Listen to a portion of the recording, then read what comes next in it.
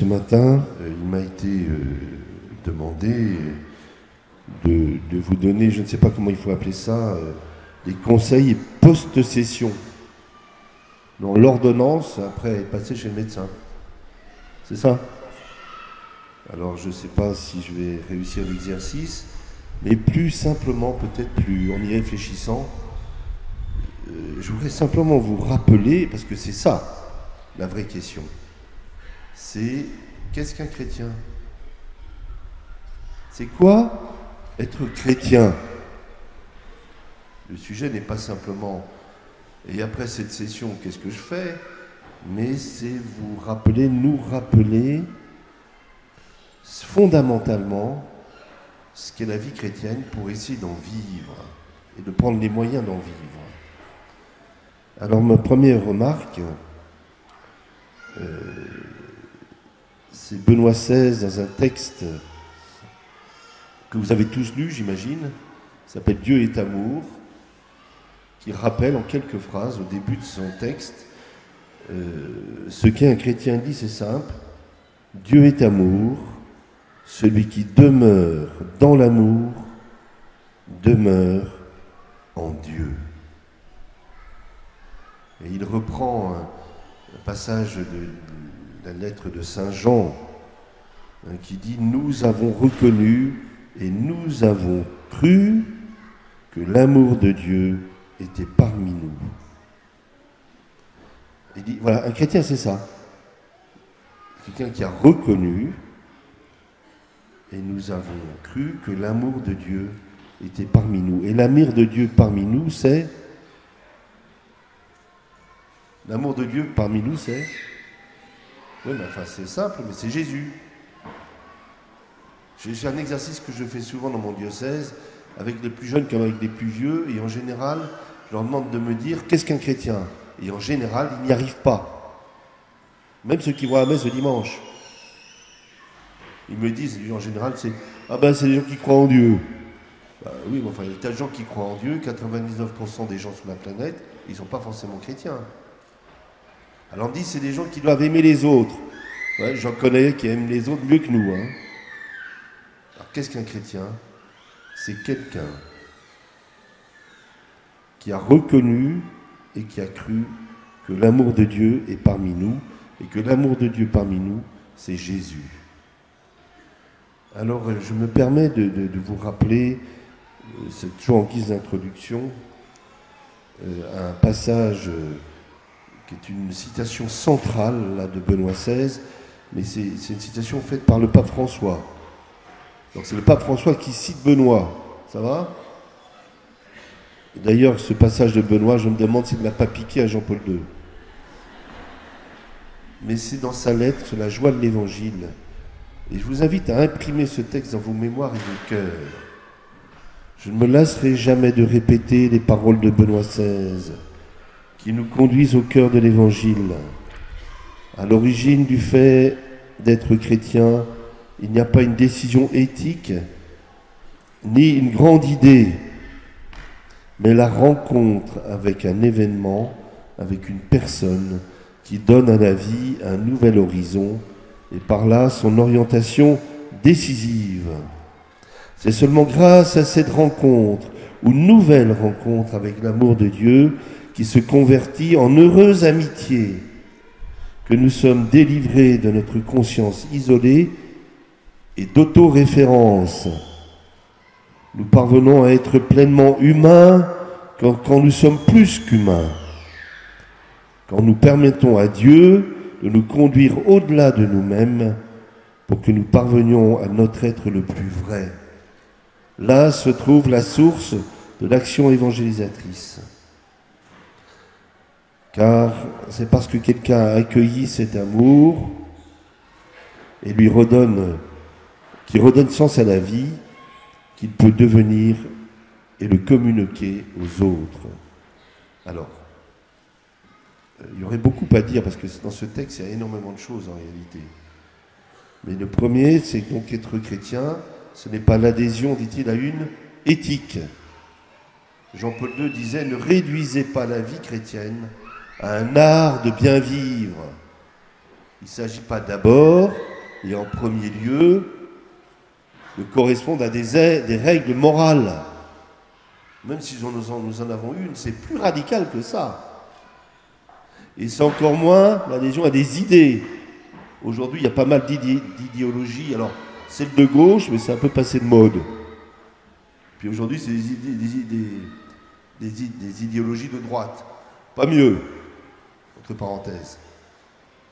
Parce que c'est pas ça, être chrétien. Le fait d'être chrétien, c'est la rencontre avec, dit-il, un événement. Quel est cet événement? Comment on rencontre un événement? Où on rencontre cet événement?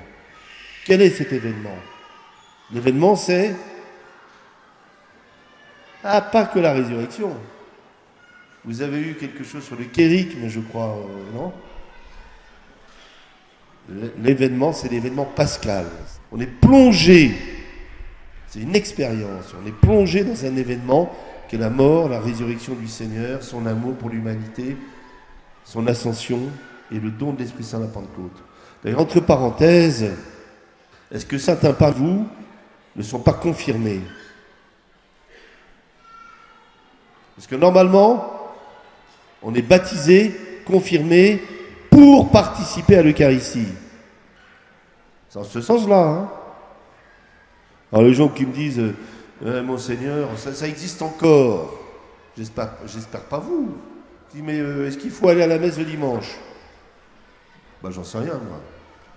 S'il faut aller à la messe le dimanche, la question n'est pas de savoir s'il faut aller à la messe le dimanche. C'est qu'un chrétien y va. C'est tout. Sinon, il n'a rien compris. Et nous sommes plongés dans le mystère, dans l'événement pascal à chaque Eucharistie, qui ne se réduit pas à la communion, qui est la rencontre avec la charité même de Dieu, et qui suppose la charité, et qui conduit à la charité. Il n'y a rien de plus contraire au mystère eucharistique que tout propos contre la charité. Donc il y a parfois quelques incohérences. Peut-être pas chez vous. Bon, j'avance. Sur un passage, c'est tiré du Concile de Trente. Vous savez, le Concile de Trente, ça vous dit quelque chose? Beaucoup en parlent, peu l'ont lu. C'est comme le Concile Vatican II, tout le monde en parle, mais très peu de gens l'ont lu, en réalité, et travaillé. Alors le Concile de Trente dit ceci: toute la finalité de la doctrine, de l'enseignement doit être placée dans l'amour, qui ne finit pas, car on ne peut bien exposer ce qu'il faut croire, espérer ou faire, mais surtout on doit toujours faire apparaître l'amour du Christ, afin que chacun comprenne que tout acte de vertu parfaitement chrétien n'a pas d'autres origines que l'amour et d'autres termes que l'amour. Toute la substance de la doctrine, de l'enseignement, doit être orientée vers la charité qui ne passera pas. Tout exercice d'une parfaite vertu chrétienne ne découle que de l'amour, et dans l'amour, seul se trouve son but ultime. Pour le dire autrement, saint Paul le dit de manière assez claire, vous savez le fameux texte que tout le monde choisit pour son mariage, c'est « Si je n'ai pas la charité, je ne suis rien ». Je peux donner mon corps, mourir martyr, avoir toutes les visions du monde, avoir toute la subtilité de la science. Si je n'ai pas la charité, je ne suis rien. C'est clair? Puis vous lirez la suite sur la descriptive de la charité. C'est assez précis. Crois tout, espère tout, supporte tout, ne fanfaronne pas. Crois tout. Alors voilà l'objet de la vie chrétienne. Ça va? Enraciné, fondé dans le Christ et affermi dans la foi. Être enraciné, fondé dans le Christ, affermi dans la foi.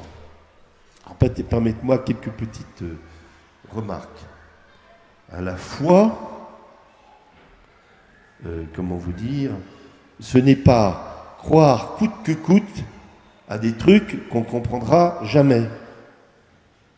Ça va? Ce n'est pas non plus, excusez-moi, je caricature un tout petit peu, une espèce de dimension magique. J'y crois, mais j'y crois vraiment. Si tu y crois vraiment, ça va se réaliser. Ça, je ne sais pas ce que c'est. Hein? Méthode Coué. Rien à voir avec la foi. Ce n'est pas non plus être généreux. Même si Jésus aime beaucoup les gens généreux, et les gens un peu paresseux, ça l'énerve. Et comme la maladie du siècle, c'est la paresse, c'est que le problème du siècle, de nos générations, c'est la paresse en réalité. On a du mal avec l'effort. Bon, ceci étant dit, être chrétien, c'est pas d'abord être généreux, parce que des gens généreux, il en faut, mais ça fait des gens fatigués et fatigants. C'est pas simplement non plus l'adhésion à une vie droite, une éthique. Vous savez, je n'ai jamais fait de mal. D'abord, c'est pas vrai. Vous savez, l'adhésion purement morale, ça conduit ou à l'orgueil, ou au désespoir, mais en tout cas au mensonge. La loi fait de vous des menteurs. Car qui de vous peut dire qu'il a toujours respecté en tout la loi? Alors qu'est-ce que c'est qu'être chrétien? C'est pas non plus, ça c'est très à la mode aujourd'hui, la recherche perpétuelle de soi. Genre New Age ou genre développement personnel. Faut pas que je règle mes comptes. J'ai rien contre. Hein. À tel point même que Catherine de Sienne dira « Devenez ce que vous devez être. Soyez ce que vous devez être et vous transformerez le monde. » Donc il s'agit bien d'être nous-mêmes. Mais ce n'est pas la recherche continuelle de soi. Est-ce que vous êtes conscient que nous sommes une génération qui était enfermée dans le culte du moi? C'est terrible. Et donc, parce que ça conduit à une illusion. Et un jour, on est déçu. Alors, qu'est-ce qu'être chrétien? La foi, c'est une relation, au fond, c'est une relation d'amitié. L'amitié dont je parlais tout à l'heure, c'est amitié qui transforme avec le Christ. Une amitié avec Dieu. Mais le texte évangile de tout à l'heure nous y ramènera pendant la messe. Au point que Benoît XVI définit la sainteté comme l'amitié avec le Christ. Cette amitié qui est faite d'un long dialogue, qui est faite de connaissance du Christ. Alors je voudrais vous inviter à prendre les moyens véritablement de connaître vraiment qui est Jésus. Jésus ne se réduit pas au sentiment ou à l'image que vous avez de lui. Et pour le connaître, je ne connais que 3 ou 4 pistes que je vous invite à mettre en œuvre. 1. Lisez la parole de Dieu. Vous savez, dans mon diocèse, j'ai été très émerveillé il y a 3 ans. Il y a de plus en plus de baptêmes, et entre autres d'adolescents, vous savez, à 14-15 ans. Là. Il y a une petite de 14 ans qui est là, qui demande le baptême, et je lui demande « Pourquoi tu veux être baptisé ?» Et la petite me regarde, pas de famille chrétienne, rien. Hein. Elle me dit « Moi, j'ai lu les 4 évangiles en entier, et je veux donc devenir chrétienne. » Et je lui dis « Comment? Répète-moi ce que tu viens de dire là. » 14 ans, 15 ans. J'ai lu les 4 évangiles en entier, et je veux devenir chrétienne. Et je me suis dit « Qu'est-ce que j'aimerais bien ?» que tous les chrétiens qui viennent à la messe à la cathédrale le dimanche aient lu les 4 évangiles en entier. Vous les avez lus en entier? On les lit par petits bouts. Eh bien, ça ne va pas, c'est pas suffisant. Alors, je vous donne un conseil. Vous allez donc prendre, à partir en rentrant là, vous allez lire les 4 évangiles en entier, l'un après l'autre. Ça va? C'est pas très long, hein?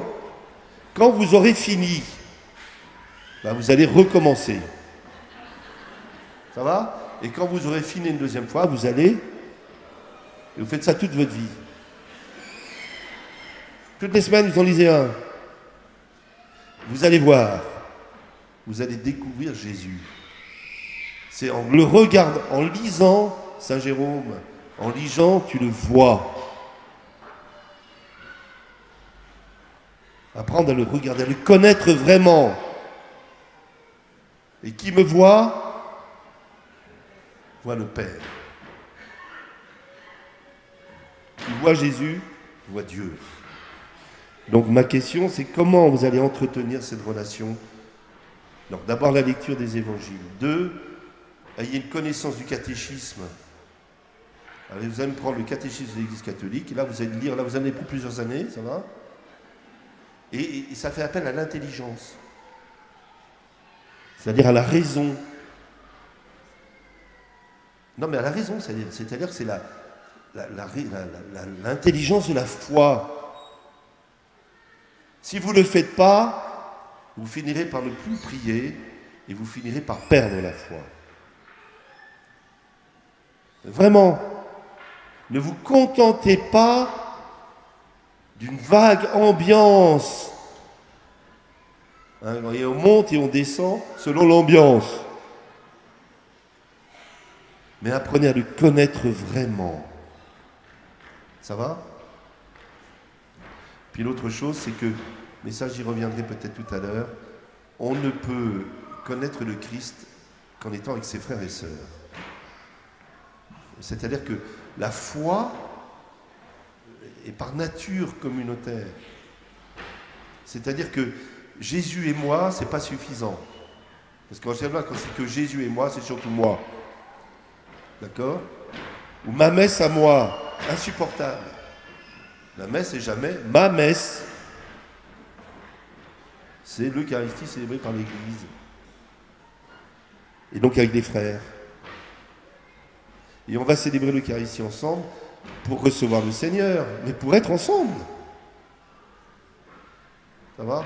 Et alors le propre des frères et sœurs, c'est qu'on ne les choisit pas. Autrement dit, mon club particulier, c'est jamais l'Église. Bon, ça va? Bon, on continue.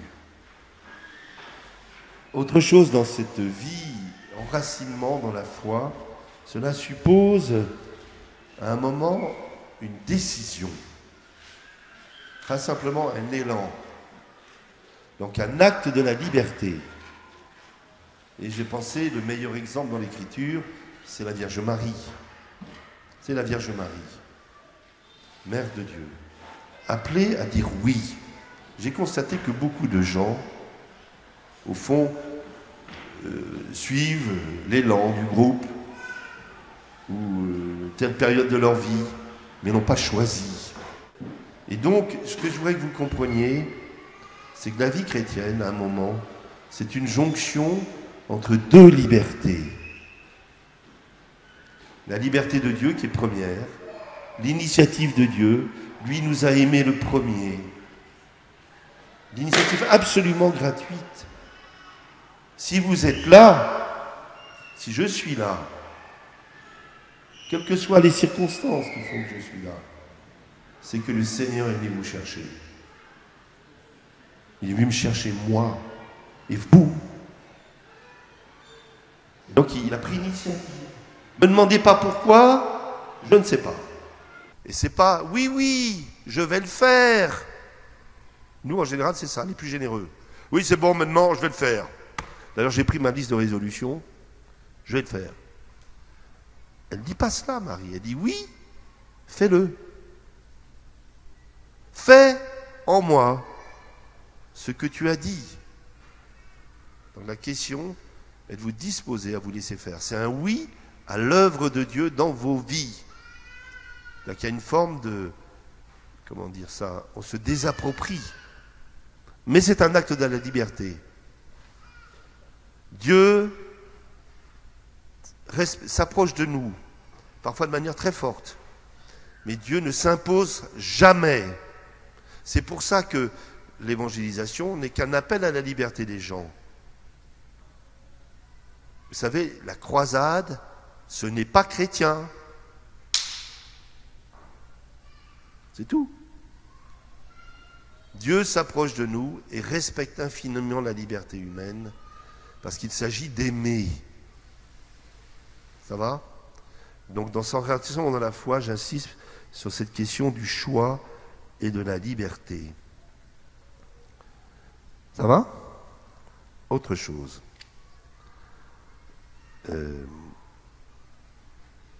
Toujours... ah si, voilà.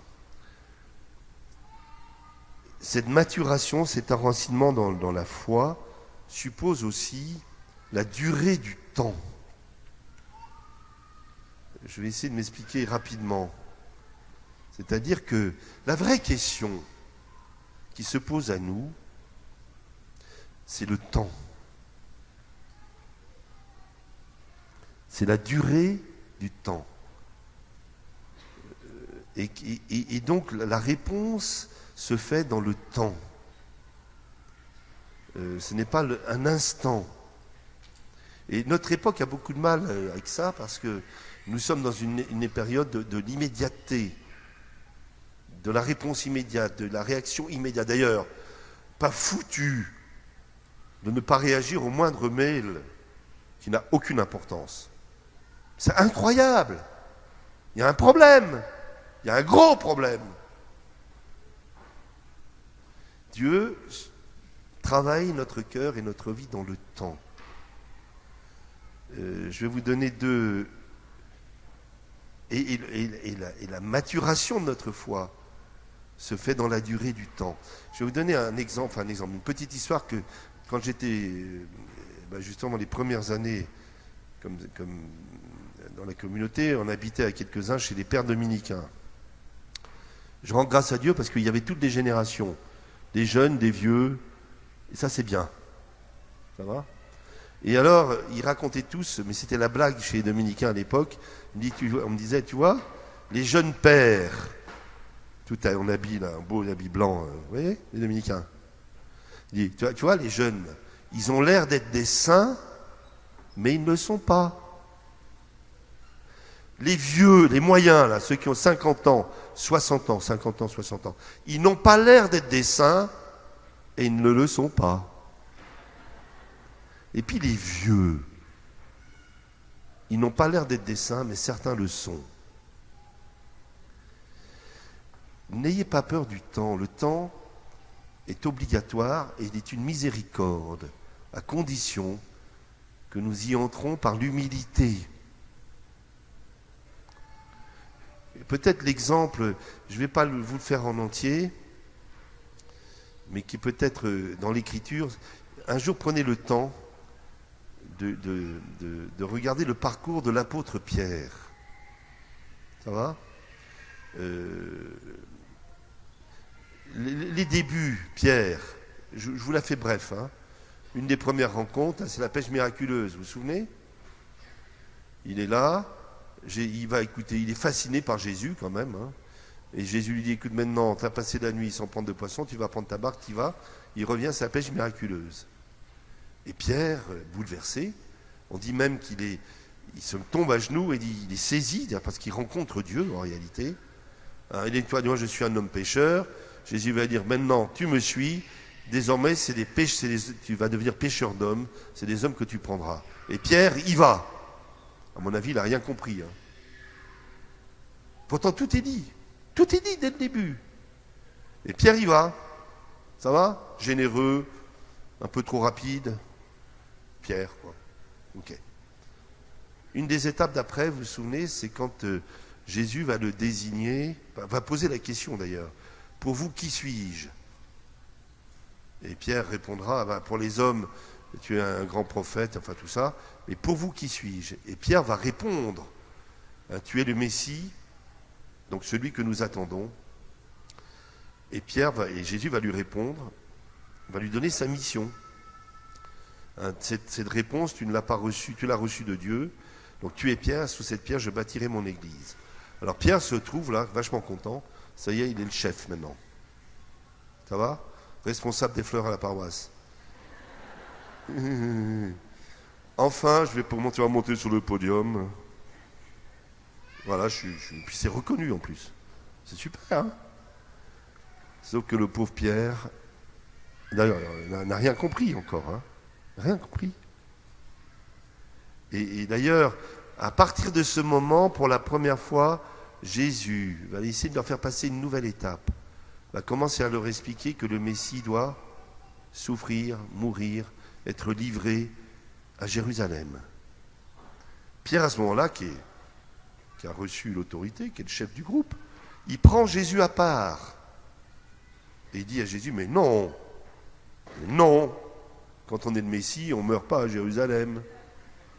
Non. Vous savez, la réponse de Jésus va être cinglante. Hein. Vous savez qu'il y a le récit des tentations. Qu'il y en a eu combien de tentations dans le désert? 3. Et on dit que il avait été achevé toutes les tentations jusqu'à la prochaine. Et la prochaine, c'est quoi? Ben, c'est Pierre, qui veut détourner Jésus de la croix. Et Jésus lui dira, arrière Satan, pauvre Pierre. Mais Pierre, il continue son petit bonhomme de chemin. Et puis l'autre étape, c'est au moment du dernier repas. Jésus annonce qu'il va être livré, qu'on va le livrer, qu'on va le trahir. À ce moment-là, Pierre, toujours le même. Fantastique. Hein. J'en connais des comme ça, moi. Hein. Il se lève, il dit, les autres peut-être, mais pas moi. Et si vous regardez dans Saint Jean, il va dire quelque chose que vous avez peut-être dit pendant la session. Je donnerai ma vie pour toi, dit Pierre. C'est incroyable. Je donnerai ma vie pour toi. Et c'est là qu'on voit le regard du Seigneur qui est d'une infinie charité, douceur et respect. Pierre, Pierre, avant que le coq n'ait chanté, tu m'auras renié 3 fois. Hein, j'ai prié pour vous, pour que vous soyez criblés, comme le blé est criblé pour faire de la farine, pour faire le pain de l'Eucharistie en réalité. Hein, pour que ta foi ne faillisse pas. Parce qu'en réalité, quand Pierre dit « Je donnerai ma vie pour toi », il n'a rien compris parce que c'est pas vrai. C'est le contraire. C'est Jésus qui donne sa vie pour Pierre. C'est pas Pierre qui donne sa vie pour Jésus. Et c'est vrai pour chacun d'entre nous. Un jour, il nous faut saisir cela. C'est lui qui a donné sa vie pour nous dans une absolue gratuité. Et notre suite n'est jamais qu'une réponse à un don premier qui est le sien. Mais Pierre, l'étape d'après, c'est terrible. Mais c'est l'étape salutaire de sa vie. C'est la nuit, quelques heures après d'ailleurs. Il se retrouve là au coin du feu, ça va? Et la servante lui dit, mais toi aussi tu étais avec eux. Enfin, il y a moins d'1 heure ou 2 heures, il a été prévenu, hein. Devant tout le monde, il a dit qu'il n'abandonnerait personne. Jésus. Et Pierre est là. Et Pierre n'a pas le courage, au fond. Et Pierre, vous le savez, va le renier 3 fois. Et on dit que Jésus va se retourner, il va le regarder. Et Pierre pleura amèrement. C'est à ce moment-là précis que Pierre a compris qui était Jésus. Il a compris dans un même regard à la fois sa propre misère, terrible, terrible. C'est dans Saint Marc qu'on dit qu'entre le 2e reniement et le 3e reniement, il y a environ 1 heure. Il faut l'imaginer. Dans la nuit, là, au coin du feu, il vient de renier 2 fois. Le drame dans son cœur, sa conscience. Il n'y arrive pas. Il n'y arrive pas. Mais ce n'est pas tout à fait fini. L'étape ultime, c'est la fin de Saint Jean. Après une autre pêche miraculeuse, c'est comme si on revenait au début. D'accord ? Et alors je ne vais pas m'arrêter sur le texte, il y aurait beaucoup de choses à dire, mais Pierre est là, Jésus est là, Jésus a préparé un feu, il fait encore nuit, le soleil se lève. Donc vous imaginez la scène. Pierre, le feu, Jésus. Le soleil se lève. Ça ne vous rappelle pas la nuit du reniement? Et Jésus va guérir le cœur de Pierre en suscitant son amour. Pierre, est-ce que tu m'aimes plus que ceci? Vous savez que Jésus s'adresse à lui par un mot très fort, agapé, c'est-à-dire est-ce que tu m'aimes d'un amour surnaturel? Et Pierre lui répond, je t'aime d'un amour d'amitié, c'est-à-dire un peu plus en... D'accord. Et la 2e fois, c'est pareil. Et on dit que la 3e fois, alors 3e fois, Jésus va changer, va employer un autre mot. C'est-à-dire qu'il va employer le même mot que Pierre. C'est Jésus qui se met au niveau de Pierre et pas le contraire. C'est incroyable. C'est Dieu qui vient se contenter de notre amour limité pour nous faire grandir. Et la réponse de Pierre, qui doit être la réponse de nos vies. C'est là que Dieu veut nous conduire. Il faut un peu de temps. Ça va? Est-ce que tu m'aimes? Tu sais tout, Seigneur, tu sais tout, Seigneur. C'est plus du tout le même hein, que Pierre, je vais donner ma vie pour toi. C'est Seigneur, tu sais tout. Tu sais que je t'aime. Alors après, Jésus va lui dire, bah maintenant c'est pas compliqué, quand tu étais jeune, tu allais où tu voulais, maintenant que tu es vieux, un autre va te mettre ta ceinture, tu vas étendre les bras, un autre te mettra la ceinture et te conduira là où tu ne voulais pas aller. C'est aller au-delà de toi-même. Le texte du début, quand Dieu nous conduit à aller au-delà de nous-mêmes. Donc le Seigneur veut vous conduire et moi à aller au-delà de nous-mêmes dans l'amour. Alors c'est très étonnant parce qu'il est dit, tu étendras les bras, un autre te mettra ta ceinture. Tu étendras les bras comme qui? Celui qui étend les bras, c'est Jésus sur la croix. Donc, je ne vais pas vous faire peur, hein. Et pourtant, l'Esprit Saint, qui est la charité même de Dieu, qui est Dieu lui-même répandu dans nos cœurs, son œuvre, l'effusion d'esprit, c'est quoi? C'est de nous conduire à aimer comme le Seigneur aime, à transformer notre cœur de telle manière que nous puissions aller au-delà de nous-mêmes par charité pour aimer comme Dieu, pour partager la charité même divine. Bon, vous êtes partants? Eh ben, réfléchissez un tout petit peu, ça va? Mais véritablement,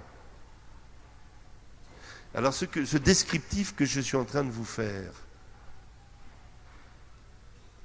touche à trois choses que je vous invite à retenir. Un, ça suppose la miséricorde, d'avoir compris que nous sommes des pauvres et des pécheurs et que nous avons besoin sans cesse d'être sauvés.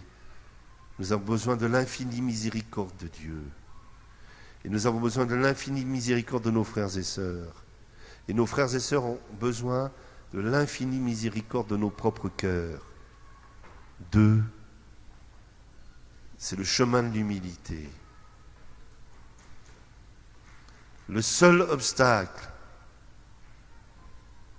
à la rencontre de Dieu, c'est l'orgueil. C'est pas compliqué. La seule condition, c'est l'humilité. Et l'humilité, c'est pas d'être une carpette par terre. Hein. L'humilité, c'est le curé Sas qui dit ça, c'est simplement la vérité. C'est la vérité, c'est la Samaritaine.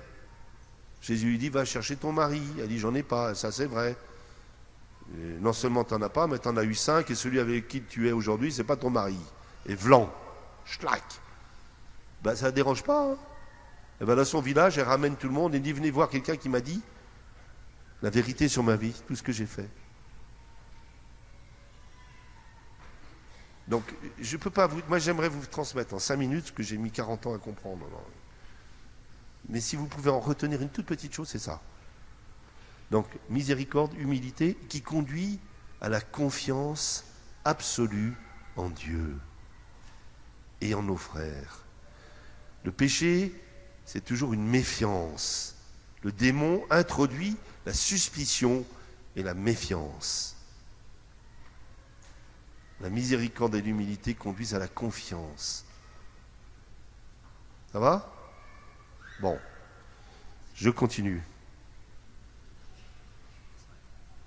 Je peux dire deux choses. Il me dit, maintenant, il faut s'arrêter là. Je n'ai pas dit le quart de ce que je voulais dire. Alors quand même, je veux dire deux autres choses. Ça va? Bon, maintenant, une fois que j'ai dit ça, l'enracinement dans le Christ, votre vocation, c'est d'être chrétien dans le monde. Ça va? Alors, texte de référence. Jésus dit à ses disciples, vous êtes le sel de la terre et vous êtes la lumière du monde. Donc vous êtes le sel de la terre. Il ne dit pas, vous devez devenir le sel de la terre. Hein. Il dit, si vous êtes mes disciples, c'est-à-dire si vous essayez de mettre en œuvre ce que je viens de dire précédemment, alors vous êtes le sel de la terre. Vous l'êtes. C'est-à-dire le sel, c'est ce qui donne du goût au monde. Mais il y a une petite mise en garde. Si le sel perd sa saveur, il n'est plus bon à rien qu'à être jeté dehors. Si le sel que nous devons être, que nous sommes, n'a plus de goût, eh bien il ne sert plus à rien. Alors je me suis demandé quel était ce goût du sel. Je pense ultimement que c'est la charité. Ça va? Et puis vous êtes la lumière du monde. Il ne dit pas vous allez devenir la lumière du monde. Puis il ne dit pas vous êtes la lumière du quartier. Hein? La lumière du monde. Alors qu'en réalité, c'est lui la lumière du monde. Et la lumière, elle est faite pour être mise sur le boisseau. Non pas sous le boisseau, mais sur le lampadaire. Pour éclairer toute la maison. Parce que si vous mettez la lampe sous le boisseau, elle s'éteint. La foi n'est pas un produit à usage interne. La foi, l'amitié avec le Christ, l'attachement à lui, n'est pas un produit pour vous sentir bien. C'est fait pour être communiqué. La lumière est faite pour éclairer. Et si elle n'éclaire plus personne, elle vous éclaire plus vous-même. Autrement dit, la charité n'existe que si on l'exerce. Une émotion devant la télé, c'est pas de la charité, c'est une émotion. Ça va? La charité, c'est toujours des actes concrets. C'est des actes, Thérèse d'Enfant Jésus. Et la foi se transmet. Beaucoup de gens me disent j'ai perdu la foi. En fait, ils ont perdu la foi, c'est simplement parce que, un, ils ne l'ont pas nourrie, et deux, ils ne l'ont pas transmise. Et donc, comment dire, nous sommes faits pour éclairer le monde. Tout simplement. Et donc, vous savez, la caractéristique des chrétiens, qu'est-ce que c'est? Comme ça, je vous conseillerais une autre lecture aussi. La caractéristique des chrétiens, c'est Benoît XVI qui dit ça, c'est qu'est-ce qui caractérise un chrétien? Les chrétiens savent qu'ils ont un avenir. C'est tout. Nous savons que notre vie et la vie du monde ne se terminent pas dans le néant, que nous sommes aimés et que nous sommes attendus par cet amour. Et donc, notre rôle dans le monde, c'est de témoigner de l'avenir. Paul VI disait ça, Saint Paul VI. Les chrétiens viennent dans le monde, non pas à partir du passé, mais à partir de l'avenir, donc à partir du ciel. Nous sommes déjà citoyens du ciel.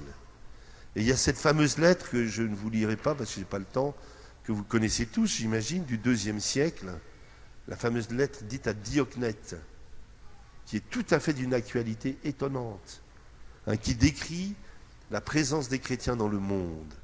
Il dit, d'une part, rien ne les distingue des autres. Ils vivent dans les cités païennes, les cités barbares, et pourtant ils sont régis par des lois extraordinaires.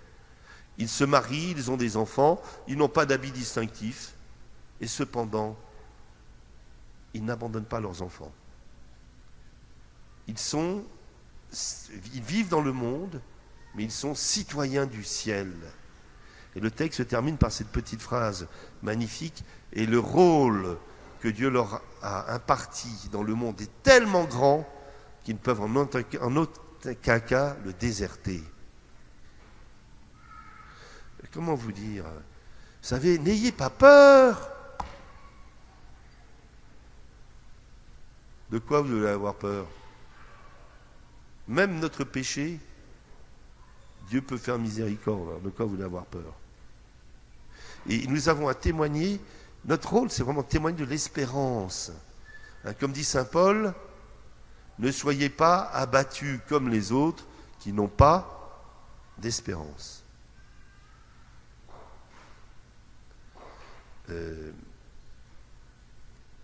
J'ai 3 minutes? Ah oui, d'accord, pardon.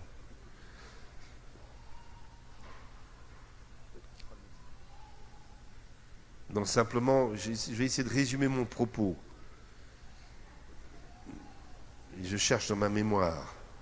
J'ai envie de vous rapporter une histoire qui m'a tellement marqué, que j'ai raconté souvent, mais qui pour moi est emblématique. Puis je m'arrêterai. Ça se passe à la télévision belge, une émission française. Hein. C'était du temps où je vivais en Belgique. Et alors ça s'appelle, je ne sais pas si ça existe encore, c'est une émission de télé qui s'appelle C'est mon choix. Ça vous dit quelque chose? Ouais. Alors ce jour-là, ils avaient invité la fille là, qui anime, je ne sais plus comment elle s'appelle, 2 religieuses. Il y avait une vieille religieuse, vieille, avec son petit voile, ça. Et puis il y avait une jeune, souriante, sympathique, avec le petit voile aussi. Et puis d'un coup, l'animatrice de la télé lui dit, un peu provocatrice, mais l'amour d'un homme ne vous manque pas? Vous savez, c'est la question du célibat. Un peu, vous savez. Est-ce que l'amour d'un homme ne vous manque pas? Alors, il y a la petite religieuse la plus jeune qui a un beau visage, un beau sourire. Alors, elle répond, c'était très beau, hein, qu'elle aimait Jésus, tout ça très bien, que Jésus l'aimait. Enfin, exactement ce qu'on a convenu, quoi. Un peu cucu. Mais sympa. C'est très sympathique. Encore, c'était heureux. Puis tout d'un coup, la vieille religieuse se réveille, l'air de rien. Et elle regarde l'animatrice et dit, moi aussi je peux vous poser une question? Bah oui, enfin oui. Vous avez déjà rencontré personnellement l'amour de Dieu pour vous? Alors la fille hésite, c'est que, enfin, alors la religieuse répète, vous avez déjà rencontré l'amour de Dieu personnellement pour vous? Et la fille, l'animatrice répond, ben non. Et la vieille religieuse répond, et ça vous manque pas?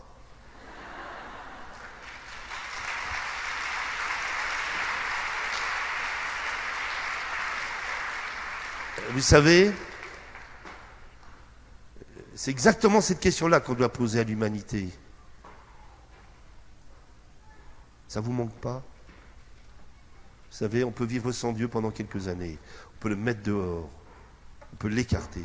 Mais Dieu ne disparaît jamais. Et c'est là que nous sommes attendus. Nous ne sommes pas attendus. Nos débats ecclésiastiques internes n'intéressent strictement personne, à part le milieu.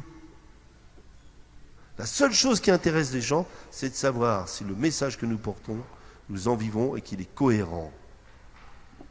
Ça va? Bon, et bien au travail.